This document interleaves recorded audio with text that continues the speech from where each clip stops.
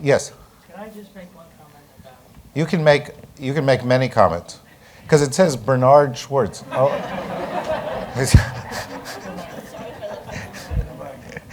I don't want to take argument with many of the people who have spoken here today.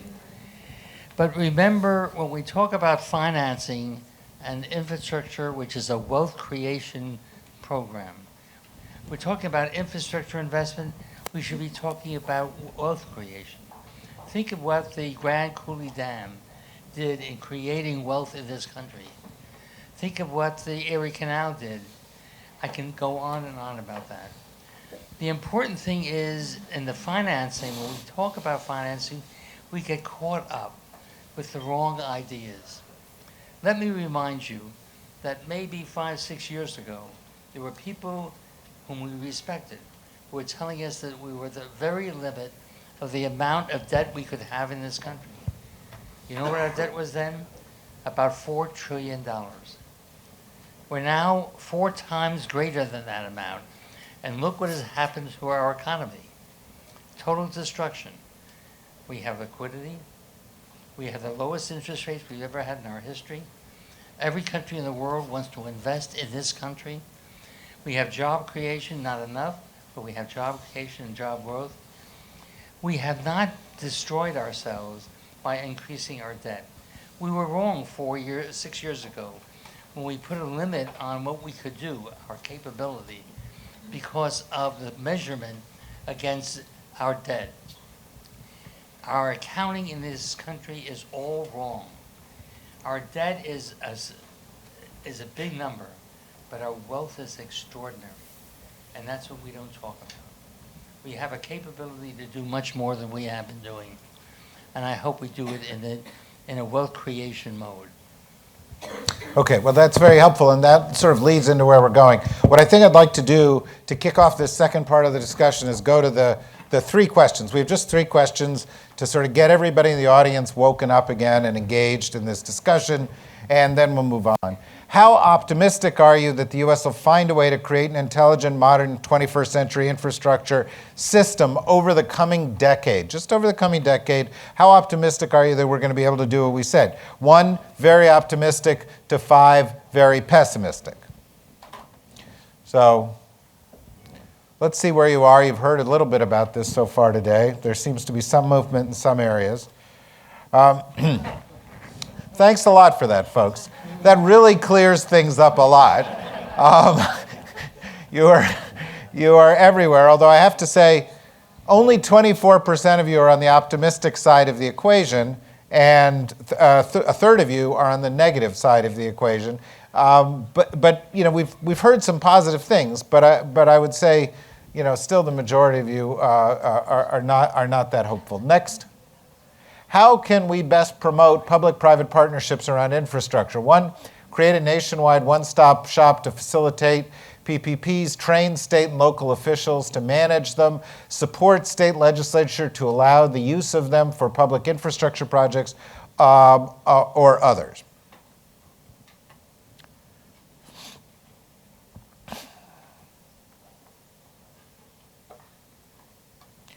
And so about a third of you talk about creating a nationwide one-stop shop. So that's the leading contender. A bunch of you said other.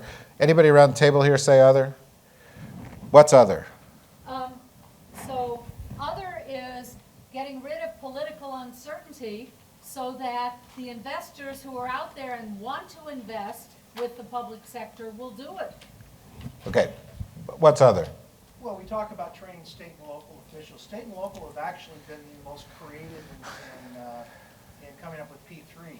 And then all of a sudden, $1 of federal money gets into a project and the federal policies screw everything up. So I think you missed the boat there, that a lot of the changes to enable and to advance P3 comes from a change in many of the federal policies that restrict the ability to do that. Okay, good. Let's go to the last of these 3 quick questions.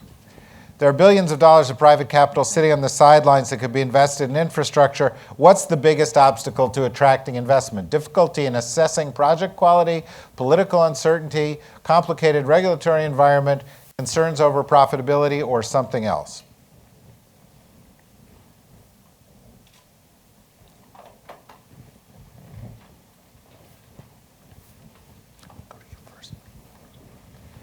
And so we have 45% of you saying political uncertainty, 31 saying complicated regulatory environments. Somebody here say other? Why'd you say other? You just want to speak more? Or? Yeah, exactly. Yeah. So speak loud and we'll. The reason is what David was talking about earlier. The model that the financial middlemen bring to the table is actually a higher cost of capital than conventional financing and is politically impossible. So nothing ever happens. Okay. So look, Will, you've been listening to this as we've gone here, and there have been little seedlings of hope, but they seem to be incremental changes on things that haven't been working for the past 10 or 20 years. And the scope of the issue remains rather large. And the question is, as we're looking for solutions, are we looking for solutions of the right scale? And if you were going to start, where would you start?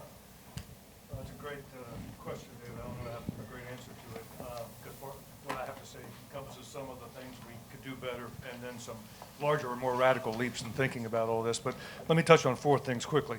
First of all, we've heard a lot about it today, but we've got to adopt dynamic scoring in the federal budget. It makes no sense to not treat infrastructure investment as true investment. And Carl said earlier that it's impossible to have a fact-based debate in Washington. That really hurts us think tanks, because a lot of what we do is research the empirical basis for policy shifts, and the empirical basis for a move to dynamic scoring of infrastructure is just overwhelming. We did a study, Michael Mandel at PPI and Doug Holtz-Eakin, a Republican, former CBO chief, did a study of infrastructure investment that shows that the multiplier effect is very strong in an economy that's got slack in it, as ours does now, and such that every dollar in transportation spending could yield up from $1.50 to $2 in spillover effects. And when you add that to what Rob Atkinson has rightly underscored, which is productivity gains, which are, it's a contested thing, but all economists believe that they are not zero, they're above zero, and that over time, even small gains in productivity from infrastructure investment are going to compound and generate a lot of wealth and growth. And so when you add those 2 effects together, the spillover gains could offset up to a third of the cost of a new project. So that, we are leaving money on the table. And as Bernard said, that has to be reckoned with when we do budgeting and when we think about debt. We have 0 interest rates in this country. Why are we not borrowing when we know that we can get, compounded effects? We can get a lot more on our return on our investment in infrastructure. Now is the time to do that. I'm not confident that, in the current dysfunction of Washington, we're going to get there, because we have to break the Norquist barrier, and nobody's offered a cogent theory for how we do that today. But certainly by making the facts about the returns to the public of infrastructure investment more visible to people, embedding it in our policy, and corralling infrastructure investment off from the rest of federal spending, so we don't collude in this game where all federal spending is treated as equal. Well, the leading Republican candidate wants to build a wall. That's infrastructure. A major infrastructure. Right, project, yeah. No. Yes, right. Secondly, and everybody's talked about, we have to open the infrastructure market to private investment. And there are a lot of different ways to do that, and the benefits of that are pretty clear, but it's not just leveraging more private capital and more private spending and giving taxpayers a break. It's also improving the quality of the projects that we invest in. And several people have said, and I think this is what Roosevelt just was mentioning, that right now we've got a kind of a political regime for infrastructure spending that nobody has much confidence in. That's why we have got to find ways to depoliticize project selection and to bring private resources to bear, not only in paying for them, but also for managing them. So we get more efficient management and boost the rate of return for the private people we want to get involved. So President Obama's got his qualified public investment bonds. That's a good idea. We now have a federal law in the books that penalizes foreign investors who want to invest in infrastructure in the United States. They have to pay capital gains at 35% rate. Why are we doing that if we're trying to attract private investment? But fundamentally, this is a question for state legislatures. We all talk about PPPs and love them, but only a handful of states are actually doing them. 17 states bar them legally. They're not illegal. And many of the states where you do have laws on the books for PPPs have yet to really do one. So, activity at the state level is going to be important there, which brings me to a third point, which is to go local. We got to get serious about devolution because nothing is happening in this town, and we're not sure how to break this log jam. That'll probably be something that several elections will have to do for us. But we ought to trust more in the genius of American federalism, which allows that not every level of government can be dysfunctional at the same time. So was that what it was? Yes, that's yeah. and so while Washington is mired in paralysis, states and regions are moving forward. The great example is West Coast Infrastructure Exchange. This is West Coast, the Washington, Oregon, California joining up with British Columbia to create really the first center for public-private partnership expertise. It's going to pool public resources, attract the private investors, bundle small projects together to make them worth reach investor scale.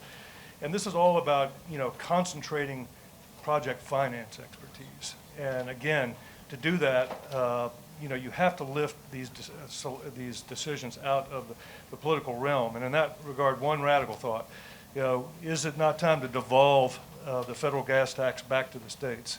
They serve a policy that's now been has run its course. That is paying for the federal highway system. So we have this crazy system where we collect billions of dollars from the gas tax, then turn it around and send it back through formula grants to the states with various strings attached that often don't make sense. Why do we do that? Why not cut out the federal middleman and redefine the federal role? Lastly, and I think this may be the most important point for millennials, pick up the pace. I mean, it takes forever to do an infrastructure project in this country. I may live to see the train that gets out to Dallas.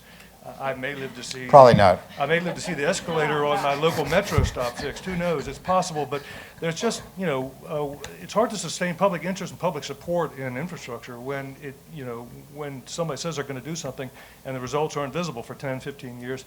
The permitting process is way too long. Environmental approvals take too long in this country. My friend Philip Howard has proposed, let's have a 2-year rule. Let's go from the average of 8 to 10 years for project approvals and environmental reviews. Let's mandate 2-year reviews.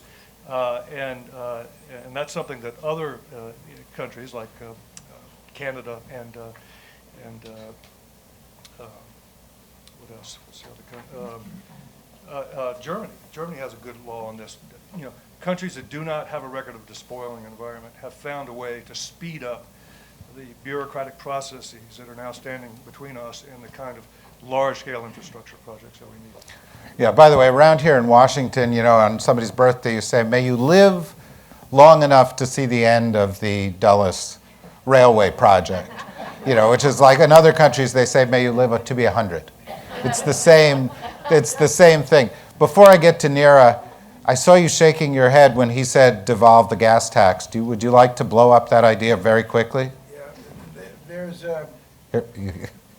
There's a chart that's available. If there's a bill called the Transportation and TEA, which would take the federal gas tax down from 18.4 to 3.7 cents per gallon. The state of Pennsylvania, we just, a Republican governor, and I supported his efforts, we just raised $3 billion a year more for our transportation infrastructure. It's going to be a 28-cent increase in our gas tax over 5 years. We would have to pay another 20 cents just to make up for the loss of federal funds. It's asking too much for state legislatures, state governors, and state taxpayers. Okay, thank you. Neera, back in the days of the Clinton administration, there was a saying that we could always come up with 100 reasons to do something, but never just one. The think tank equivalent of that is we can always come up with a 100-point policy project, but never just one. And here we're looking for solutions, something that's going to resonate and actually make a dent in the infrastructure problem. And I'm wondering if you might prioritize a little bit and talk about what you think we ought to start with that's actually achievable. Great, thank you. Actually, I'm fairly optimistic about infrastructure issues. And I think that one way to think about these issues is the demand that we will have in the future. The demand we'll have now that will grow in the future. And if you look at the trends, something that we're very optimistic about is the fact that millennials are very different from other consumers of infrastructure. Millennials are more reliant on public transportation, less reliant on cars, more interested in living in urban spaces. Millennials are very different from real people, aren't they? I mean, there are 90 million people. They will be the block that we continually cater to. And I think our infrastructure needs, actually, our infrastructure policy should be responding to the future, not the past. And I think this is really important because it also helps in a number of other policy goals, not only our environmental goals, but goals around social mobility as well. Investments in public infrastructure, subways, crosswalks, a whole range of issues in addition to cars is an important value from the environmental perspective. Just building more roadways is a challenge as we look at our climate concerns over the next several decades. It is hard to imagine us addressing our climate challenges in a world where infrastructure is continually seen as cars. In addition, when we really think of the challenges we're facing, other broader goals, issues of social mobility, for example, stagnant social mobility, a chief concern in the United States today, I think percolating in both sides of the presidential debate. One way to address that, significant way, if you actually look at what to do, is address transportation needs. The ability of a person to be within an hour of a job is one of the most critical factors to social mobility. If you look at the Raj-Chetty data, access to public transportation, real investment in that is an important goal. So I think traditionally we think of infrastructure and we think of it in ways that are big projects, interstate highways, et cetera. And I think that we are called upon to think of infrastructure today and investments we need to make from these other perspectives of goals. Because I think the debate we've had just up to date, I believe that infrastructure creates economic growth, creates a lot of jobs. It is not sufficient. We've not been able to just arguing a little bit better with jobs does not seem to me to be to do the business we need to do. We need to bring broader arguments into it. And I would say, I think that's a way. It's been there. These debates have been very bifurcated between urban states and rural states. But I think over the next decades, you'll see a greater coalition of support for some of these investments that we've all been interested in making over the last several years. Okay, thank you. Felicia, I'd like to ask you the same question, which is, we're looking for solutions here. We can't do 100 things. If we're going to do one or two, what ought they to be? Thank you, Dave. Thank you, David. Thank you, Bernard. It's a pleasure to be here. I want to start by agreeing with everything that Neera said. Always a good place to start. But I think she's absolutely right that, and this gets back to what a number of people on the previous panel said about, making infrastructure sexy. I think it's very important to discuss this issue from the perspective of the future. A lot of people today have talked about the fact that the need for infrastructure funding, increased funding, is very well established. And we need to look at this not just in terms of maintenance, but also in terms of a genuine American renewal, which is something I think Damon referred to. So I think there's a lot of consensus in this room about that. Let me just bring the political element into this for a second, because I think the politics around this is what is most interesting. You heard in the previous panel a lot of skepticism about whether sort of the American people really get it or whether millennials get it. I actually think that the American people, and we have some new evidence, the Roosevelt Institute just conducted a poll demonstrating that actually infrastructure funding is exceedingly popular amongst all likely voters, whether right, left, or center. So we just tested over 24 policies, asking people, do you think that this set of policies is going to actually improve our economic growth? And what we found out of that 24 is that infrastructure funding was the third most popular, behind paid leave, paid family leave, and paid earned sick leave. Now that is just incredible when you think about it. 88% of voters said that they thought that infrastructure funding was either very likely or somewhat likely to actually be effective in not generating jobs, although I'm sure they were thinking about that. We asked them, do you think it will create growth? And the answer was yes. That's pretty good, right? Because it's just below getting paid to stay home. So that's I mean, it's clear, and it's clear from the current political debate that both paid leave and paid family leave and paid sick leave are popular, and they're very kitchen table issues. We've been talking about infrastructure as though it weren't really a kitchen table issue, and I think newer evidence is suggesting that actually it is and it can be, even without the kind of sexy language that we've been advocating today. So the other thing about where we see the public right now is that it's probably not surprising that infrastructure was popular amongst white, non-college educated, both men and women, right, Reagan Democrats. That makes some sense to me. I was really surprised to see that millennials ranked it in the top 6 of their policy concerns. That's why I agree with Neera that millennials are, when we ask them about infrastructure, we'd have to dig in to know why, but I think that when we're asking them about infrastructure, what they're imagining is a smart grid. They're imagining green buildings. They're imagining, you know, faster networks. I think that is what they're imagining. It would be fascinating to know more about why that is. And I think when you think about this, and when you combine that with the fact that millennials are the largest voting bloc at 85 million individuals, then you're going to have the political will and the political impetus to overcome some of the obvious financing challenges, kludgeocracy challenges, as it were, that have prevented us from making the kinds of investments that we all think we need to make. So. No, thanks. And I think it's a really important point because so much of the discussion about infrastructure gets pushed together with words like shovel ready, and you think potholes, and you don't think the future of the American economy, and you don't think the future of your life, and you don't think your lifestyle and the quality of your commute or anything else. And there is no way that we grow.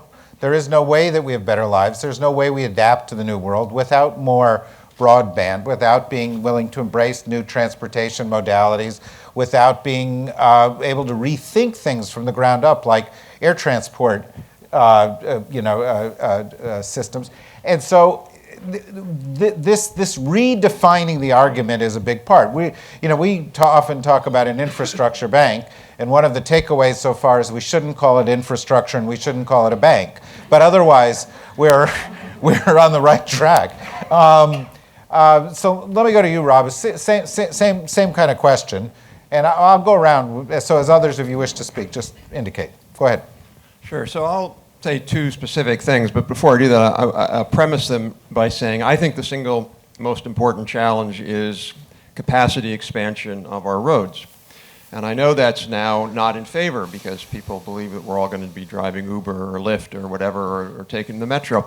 In fact, I would be happy to wager anybody here in the room that VMT in 2025 will be higher than VMT today. For no other reason than we're going to have more people in 2025. When we did our commission report, there was we looked at this over a period of time, but I can't remember exactly when, but over about a 15 or 20 year period, we expanded lane capacity 3% in the country, and VMT expanded, vehicle miles traveled expanded 75%. Anybody who's lived in Washington since the 60s, you remember when the Beltway was built and it was 8 lanes, it's still 8 lanes. And we have, 2.5 times more people? No wonder the Beltway is congested every morning. So a key part of this has got to figure out a way to pay for new road capacity. How do we do that? A lot of people have alluded to the fact that there's trillions of dollars of private capital. There are. But the one thing that private capital wants is they want a revenue stream. I mean, you cannot unleash private capital unless you unleash revenue streams. It's just not going to happen. So how do we unleash revenue streams? The key way is tolling and pricing. So if you think about how did we build the Beltway expansion in Virginia, that was a PPP where a portion of that was built with toll fees. If we had the same level of tolled roads that Texas and Florida have, and they're not doing all that much, they're just leading the country, we would be raising an additional $30 to $35 billion a year in revenue. So how do we fix this problem? I think what we need, and I keep going back to this, I think the real challenge is we have a congestion caucus that doesn't want to solve the problem, and we have a freedom caucus that doesn't want to pay for it. and doesn't really trust the federal government and wants to devolve. But I think we could be talking about a grand bargain where we say, let's raise the gas tax 10 cents a gallon and do it for a decade. And then after that, it sunsets, and if you want to come back and raise it again, you can. But the key would be that you use all of those new gas tax revenues as incentives to states for tolled roads. In other words, you want to build a tolled road, you can get 80% of the money from the feds with this new thing. Now, why do I say that? Because as much as there are some governors out there who do this and some mayors out there, the vast majority of elected officials don't want to do tolling because there's initial resistance to tolling. In almost every case in the country where we've done tolling, there was initial resistance. The voters said, I don't like tolling. After toll projects are in place, people say, I like tolling. I understand that if I don't want to use it, I don't have to use it. So I think one of the most important jobs of the federal government is to have incentives. But the other component of that is you have to help states with project development. The biggest barrier to states in developing tolled projects is it costs a lot of money to get a project ready to go to a finance, to Goldman Sachs or whoever you're going to finance it with.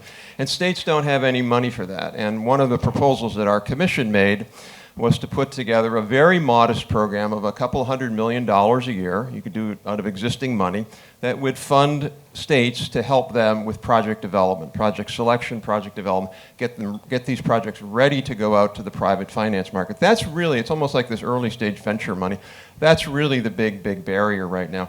So I think if we don't do those kinds of incentives, because frankly, we're not going to raise the gas tax just in and of itself. And maybe this is a way to get Democrats saying, well, at least we got a gas tax. Republicans could embrace it because Republicans fundamentally want devolution and they want more private roads and pricing, which I support. So I think that one. Second quick thing is I go back to this thing of this issue of, and on almost every other area of our lives, we've had digital technologies embedded into everything we do except infrastructure. So we wrote a report a few months ago in regards to the surface transportation reauthorization called Concrete to Chips. And it's amazing that we still have a federal highway program and a transit program that doesn't integrate digital infrastructures at the core when those projects are built. Is it really amazing?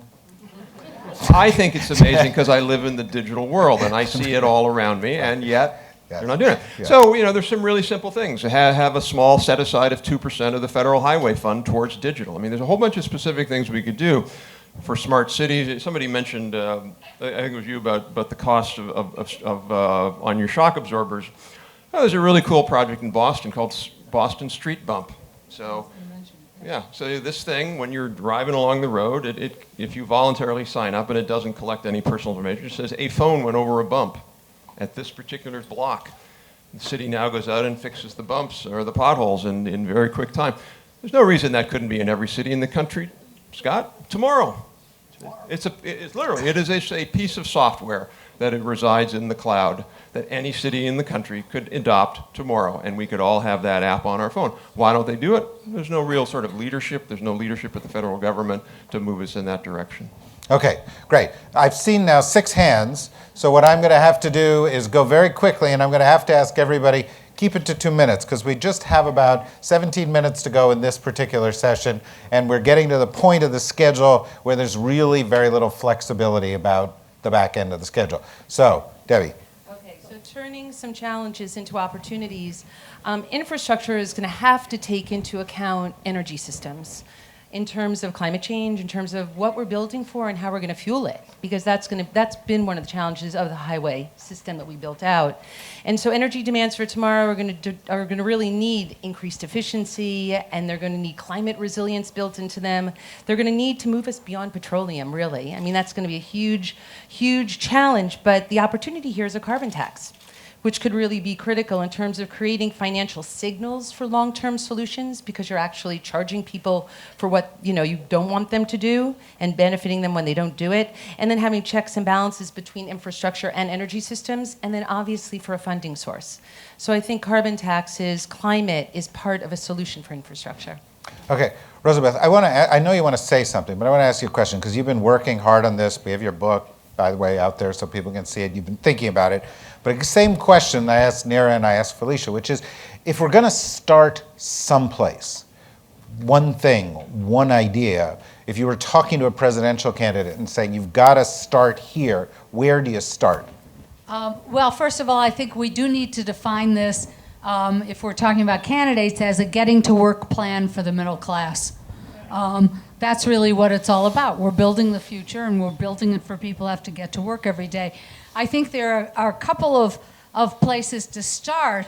One is regional, absolutely, but regional plans that have national implications, and I won't talk at length about this tunnel, but the tunnel under the Port of Miami is really important because it's connecting all kinds of things. We think about all these things in silos, so if we want to connect the highways and less congestion to how goods get to people, we haven't talked about ports at all, but we've had goods stuck in ports in Los Angeles. There's an enormous economic opportunity with the Panama Canal opening. So we have to have projects where we think in a connected way across all modes of transportation, how the goods get to the port, what kind of ships, how they get out of the port, how we get trucks off the highways, where they're a cause of congestion and safety problems. Lives are lost from poor infrastructure, and get them to trains, because trucks to trains, then to people, to consumers, to drones, to technologies of the future. So we need visions that talk about things as connected. Another place, but Port of Miami Tunnel, look it up, it just won awards as the #1 engineering project, a mere $1 billion. It came in almost on time, within a month or two, and under budget. All right, so look it up, because I can't talk about it now. Entrepreneurs, we haven't talked about that too much, and so building on Rob, innovation is a huge U.S. strength. All the millennials want to be entrepreneurs. Everybody's got a business plan in their back pocket, and we need to steer that zeal toward infrastructure, transportation. We're getting it already. An entrepreneur with an urban bus system, he's using data to know what kinds of routes on a flexible pop-up basis. And there are now cities that say, hey, maybe that will help us fill the transportation gaps in our public system. So entrepreneurs come up with ideas, we connect them. The pothole app Street Pump in Boston is because of the city of Boston is trying to encourage entrepreneurs. Data integration is a huge opportunity, so I totally agree with some portion of whatever funding there is goes to new ideas, and we ask people, particularly tech entrepreneurs, to invent the future, but we also have them at the table. Who are we here? We don't have the head of Uber. Now, he's a somewhat difficult person and has broken every rule. But how can a company that has insulted, alienated every single stakeholder and is about to be banned from Brazil, how can that company be worth $50 billion a year? Sorry, not $50 billion in valuation, not a year. $50 billion in valuation, because there's pent-up demand and there's entrepreneurs willing to rush in and innovate to fill that demand. Let 1,000 flowers bloom on a small level. See what takes. Yeah. I think Uber, by the way, was cooked up by the autonomous car manufacturers to ensure that there's a lot of demand for them as they come. I'm going to go to Scott, and then when you're done, hand it to Neera. You want me to go right now? Go ahead. Okay. Thank you very much. I've been fascinated by the discussion this morning. As a Republican mayor, I'm assuming that as a Republican, I'm probably in the minority here. Don't see a whole lot of that. But there was a lot of effort to make sure that wasn't the case. That wasn't the case.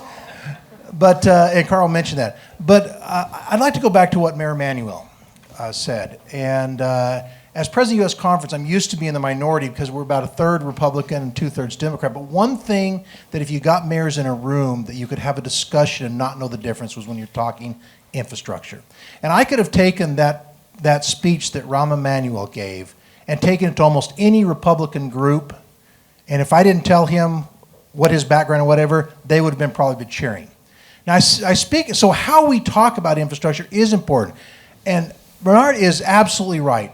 the fact that we do not talk about it as an investment, and I know that the federal accounting system is screwed up as a CPA and as a mayor who had a capital budget and therefore had an easy way of distinguishing operating expenses from investment, and we could do that in the dialogue.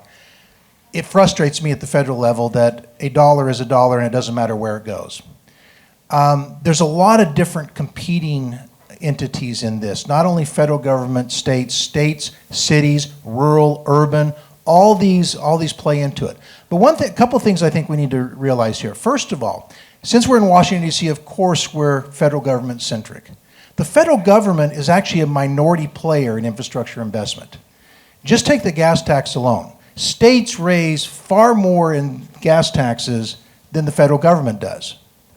Also, we haven't even talked about the infrastructure investment made by school districts, cities in their streets, improvement districts, sewer systems, water systems, those kind of things. And so I think the real solutions come down to where the real discussion can be had, and that is at the city and state level. The problem is that even though the federal government is a minority player in the financing directly, it is the elephant in the room because it has a tendency to define how many of the other investments, because if it does have a participation, you follow the federal rules, and those rules were put in place in the 50s and 60s to define a system that is no longer relevant here in 2015 and going forward. And so we have to change that discussion, and one way we change it, and I'll just talk a little bit about this, is that we talk about building wealth. We talk about words like productivity. Let's put productivity where infrastructure is. None of my constituents cared about productivity. They valued the hour to work. They put their personal values. But what works with conservative and Republicans? And since the Republicans happen to control Congress, what works? In my city, which is the 38th largest city in the country, and was recognized by a study of MIT and UCLA as the most conservative big city in America. During my 6 years as mayors, we passed 4 city bond issues and 2 school bond issues, and the closest one we had was 58-42. Not close. In my bond elections, my average voter is retired, age 72, and we did not lose a single precinct. How did we do that? How did we get people to spend on investing? Because we made it a discussion about future of the community, the future, and we truly talked about things like investment, but we used it in a term that was value-based. Now, the reason I'm going to say this is that the one disagreement I had with my Democratic mayors is how we talked about infrastructure. I think it's interesting, going back to Mayor Emanuel, he didn't say one time the short-term jobs that were created. And all too often, to my Democratic friends, we couch this in a, look how many construction jobs we will create if we invest in infrastructure. I will tell you, to a Republican, especially conservative Republican, that sounds very stimulus, very shovel-ready, and very WPA, and means a lot of make work for that. Whether it's right or wrong, that's how they perceive it. If you talk about the long-term investment, the economic, the jobs come. They're just a byproduct. It's a wonderful byproduct of investment is that you create these jobs. But if you lead the discussion and have the discussion centered upon what this long-term investment will do to lift the community, to improve their lifestyle, good things happen, jobs are created, you win elections, even among very conservative constituencies like I dealt with, where the average voter was 72, retired, fixed income, and still voted a $230 million to do what? Build parks. For absolutely, talk about the Dulles train, none of them would ever use, and they still overwhelmingly passed it because they believed in that. That is what happens day to day in our cities and in our states. And what Washington can do, you're looking for the thing, is that Washington can take the leadership role. Because Washington right now is not a leader in infrastructure. There has not been, never a national infrastructure plan or investment plan that could be used to build upon. There is not the leadership. They actually are an obstacle to the kind of creative things that we have that are going on where the money is truly being spent. And that's the first thing I would do as Washington is come up with that leadership, talk about it in the long-term situation, and then go to the cities and the states and place where the money is actually spent and follow their lead, but be the leader that you can be. Because what Washington has that cities and states do, and this has been mentioned, is the capacity to create upfront financing.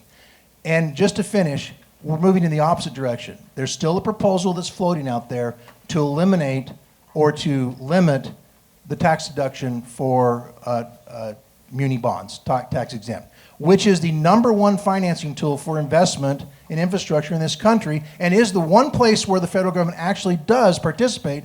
And one of the proposals that still won't seem to go away is to somehow limit or eliminate that. Okay, So- thank you. By the way, I wish we had more people like you here, and I don't mean just Republicans, I mean mayors.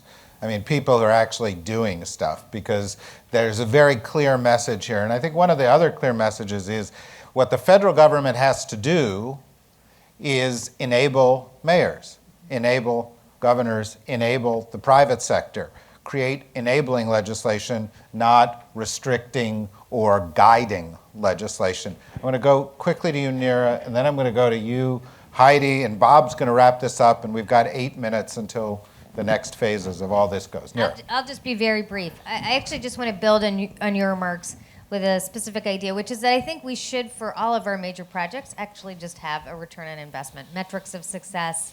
I think that's a really important point that you're making about investment and people acknowledging, but I think it also creates a real metrics, because we do have this weird convergence, right? When you talk about a presidential campaign, a presidential candidate talking about these issues, I think the interest there is to talk about it maybe from the jobs perspective or maybe the investment perspective.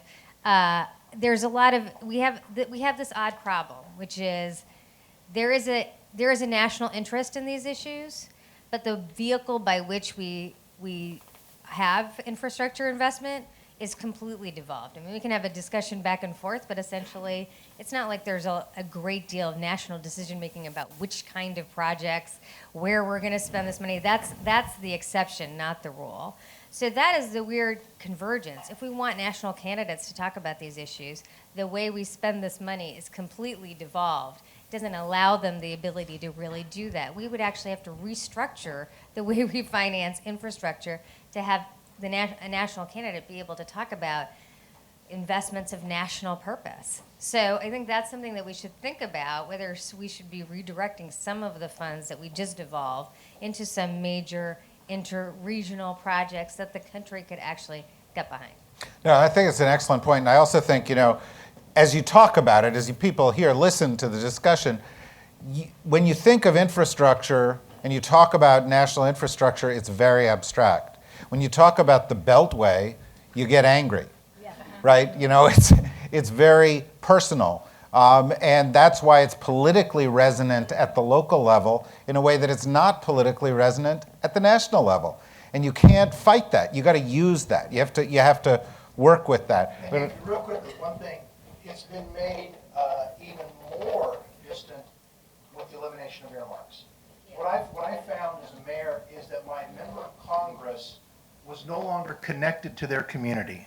As Senator John Kyle, who's not a liberal icon, said, how do you do a transportation bill without earmarks?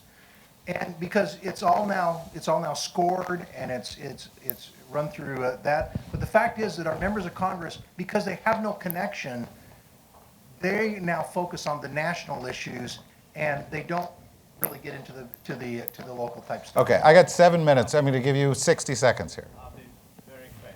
Is it on? You talk, it'll come on. Let me just quickly say how incompetent the CBO is. They really deserve, I can't think of all the curse words I'd like to throw. Well, at sorry them. Ram has left, because I know he would provide you with some. Secondly, on productivity, that is for not admitting that some spending is investment.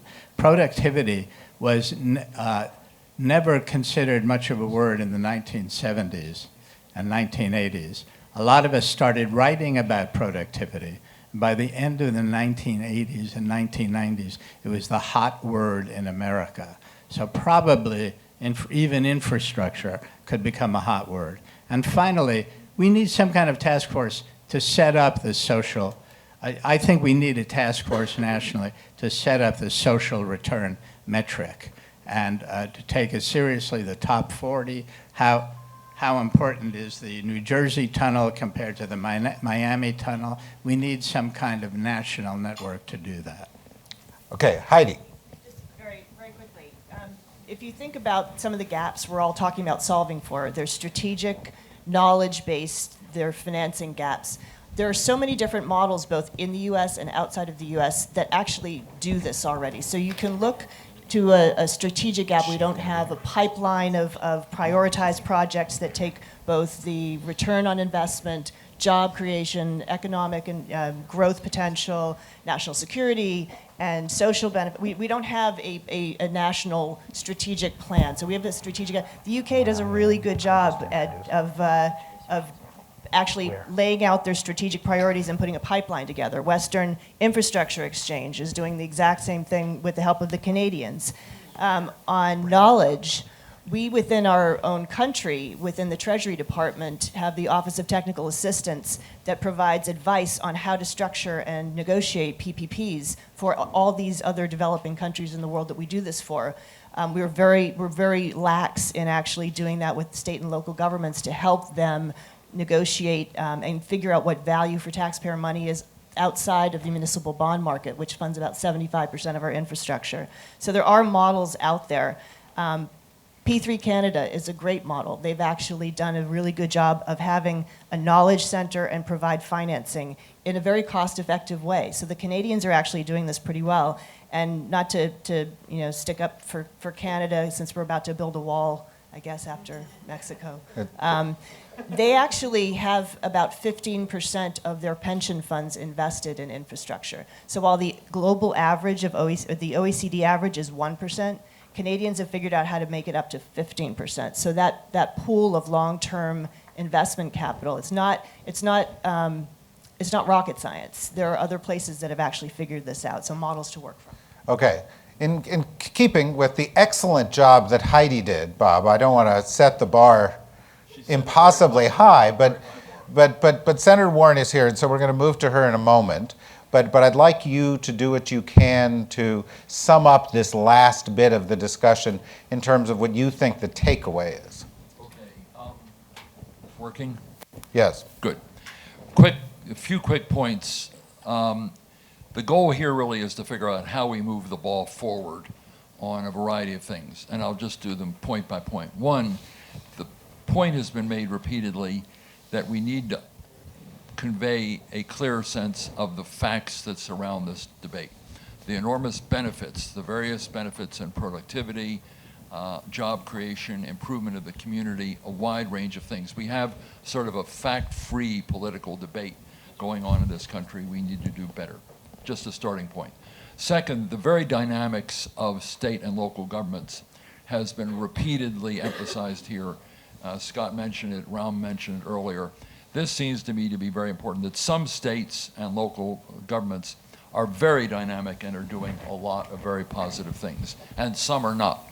The question is, how do you create an environment where, one, those who are not can learn from those who are, and second, scalability, that how do you take projects that can work in a small community and try to enable bigger communities to take advantage of them. States and local governments are really the test tubes of democracy in many areas, and we need to utilize them and utilize their experience, and we're not doing it very well. That leads me to the third point, and that is the task force idea. Somehow we need to bring the various groups together, the various constituencies together, the various interest groups together, the various stakeholders together, which includes members of Congress, it includes mayors and governors, it includes millennials, it includes technology experts and entrepreneurs. Somewhere there needs to be a process for bringing it together. And I think in this current idea that we hear all about, sort of group sourcing, go out on the internet and try to get the American people who've thought about this to come up with proposals at state and local government, the kind of point Rob made with his little, and Rosebeth made with their little machines. How do you get from this country? How do you engage people, particularly younger people? And the way you do that is you have different countries do this contest. You say, we need to figure out ways of doing better on infrastructure. What are the various ways of doing this? Do it on the internet and get good ideas and have this task force analyze it. The next point, very quickly, presidential election is going on now. I think that whatever is done one of the things that can be requested of every candidate is to commit them to come up within the first 6 months of their tenure in office with a piece of legislation on infrastructure. In other words, there's been a lot of talk, and a lot of members of a lot of people participating in the debate have come up with the idea that we need to do it. Based on some of these ideas that this task force might come up with, insist that this be a priority within the first 6 months and that they provide legislation. You can't just, as Obama did, leave it to the Congress. And the last point goes to Heidi's emphasis. Other countries are doing this. It doesn't take an act of genius to understand that countries that if we're 32 on the list, that means there are 31 ahead of us. So some of them have figured out good ways of doing this. The UK has mobilized institutional investors. Canadians, as Heidi's pointed out, have done a lot. There are a great many countries that have done this, and we ought to be able to figure out, taking advantage of what they have learned and how they've done it, take advantage of this opportunity. So we go to school on their part, learn from them, because we can learn a lot, both from state and local governments and from other countries. Thank you very much. So let me tell you exactly where we are, and then let's move on to the next portion of the program. We are now at this section of the day where we're going to hear from Senator Warren, and then we're going to hear from the Vice President. As I indicated to you earlier, it's from this point through the end of the Vice President's remarks that you really need to remain where you are because of the security requirements in the room. After Senator Warren speaks, there'll be a brief break while the stage gets set for the Vice President. So that'll be about 5 or 6 minutes, and just talk among yourselves in a polite, low voice, behave yourselves. And then the Vice President will come out. He will, Bernard Schwartz will introduce him, and then he will speak. And then after he leaves, then we will move on to lunch and so forth. But we were very lucky this morning to be able to begin with Rahm Emanuel because he brought special perspectives to the issues of infrastructure and investing in America's future that could only come from somebody with his background who had worked in the places that he had worked and who had faced some of the challenges